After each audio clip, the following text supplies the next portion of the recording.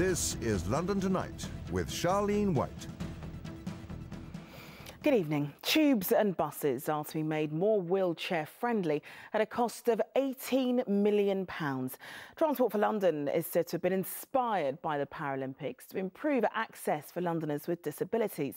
Campaigners have broadly welcomed the news, but are aware that similar plans in the past have failed. 2 years ago, TfL scrapped a scheme to make 7 tube stations more accessible after spending tens of millions of pounds on it. Piers Hopkirk has our report.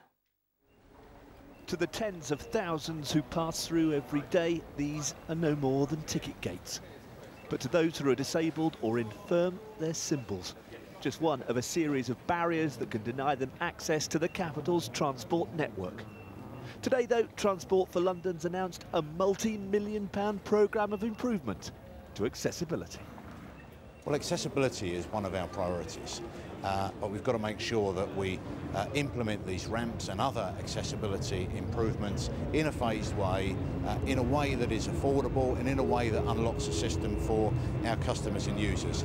Currently, 1.3 million trips are made by disabled people every day, with disabled Londoners representing 11% of London's population. Now, an extra £70 million is being invested on improvements. The key thing is that passengers need to feel that they can do their end-to-end journey, and that's not just about infrastructure, it's also about having the right information, having it easily accessible, having the right signs in the right places, having staff trained. On the trains, a further 28 underground and overground stations will become step-free in the next decade. On the tube alone, the number of journeys made by step-free routes each year will almost treble, from 67 million at present to 189 million in 2021. The changes, though, won't just take place underground. There's also major investment on the bus network and overground rail too.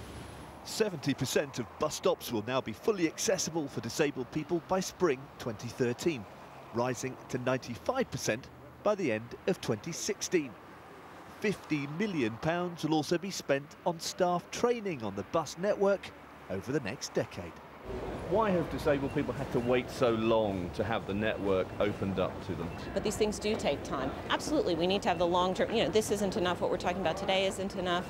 Next year we've got some further plans that we're going to be announcing, so it's an ongoing process. Next year, the Tube network celebrates its 150th anniversary. For many people, these changes come none too soon. Piers Hopkirk, London Tonight. Well, London Tonight researcher Tamisha Archibald is a wheelchair user, and she often finds that using the capital's public transport can be a challenge, as it was earlier this year when she and reporter Sangeeta Kandola tried out the boarding ramp on the new Route Master. Sorry, it's not going to be enough room, so I'm going to have to reverse.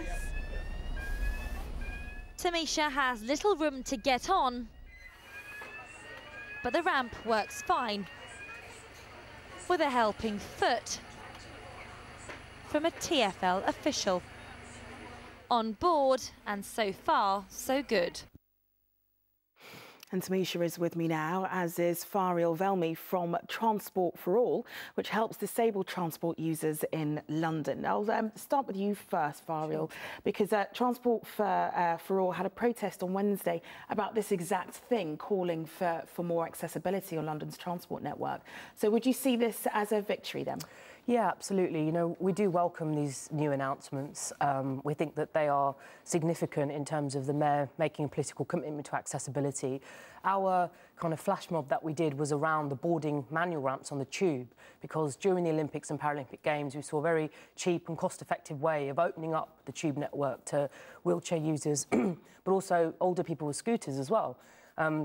And we're delighted that, now in these new plans, they're not only going to be kept in those 16 stations, but also rolled out to the rest of the network. And I think this is a campaign victory, absolutely. And Tamisha, I don't think people truly understand just how frustrating it can be for a wheelchair user when it comes to using the transport network. When we saw the clip earlier about what it was like for you earlier on this year, on a daily basis, what is it like for you? It's very hot and cold. I mean, I think that the improvements that are going to be put in place will definitely make a difference, especially on the buses. The idea that bus drivers are going to be trained in disability awareness is definitely going to make a difference. I think that, you know, there'll be less refusals. People will be more confident about the fact that they're going to be supported when trying to use the transport system as opposed to fighting it all the time. So I think there's some real changes that can be seen as really positive. Do you think it goes far enough? I think it's taking great steps forward. It'd be good to see if we can get it finished and completed this time, because it's been promised once or twice before, so it'd be nice if they can complete the project and really make the changes for the better. And do you think it goes far enough? Well, that's a good question. I think that there's definitely some measures contained within the plans which we think are brilliant.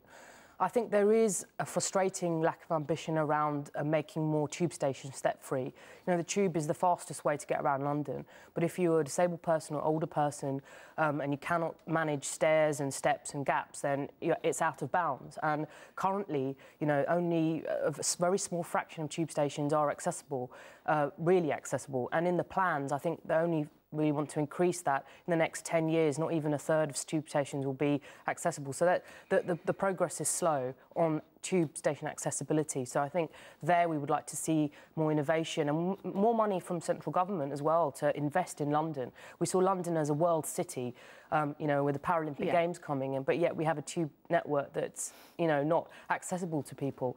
And I just want to say we're very passionate about the fact that access is not just a disability issue, it's for all Londoners. Of course, of course. Well, thank you both for joining us this evening. Thank you.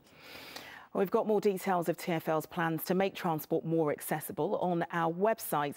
On there is information about the measures that they're taking and a list of stations which will be made step-free. You can see the details by going to ITV.com/London. And you can also keep track with us on Twitter or by going to our Facebook page. Boris